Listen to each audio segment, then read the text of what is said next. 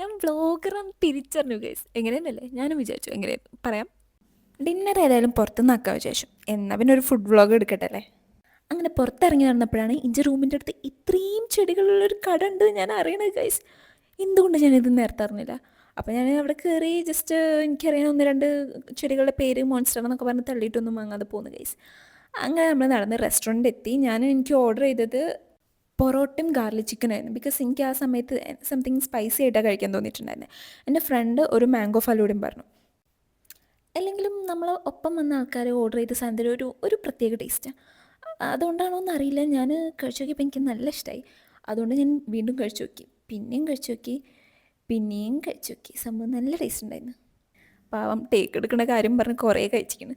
അത് കഴിഞ്ഞപ്പോഴാണ് നമ്മൾ പൊറോട്ടയും ചിക്കനും വന്നത്. സംഭവം ഞാൻ ഓർഡർ ചെയ്തുകൊണ്ടാണോ എന്നറിയില്ല, എനിക്ക് അത്രയ്ക്ക് അങ്ങനെ ഇഷ്ടമായില്ല.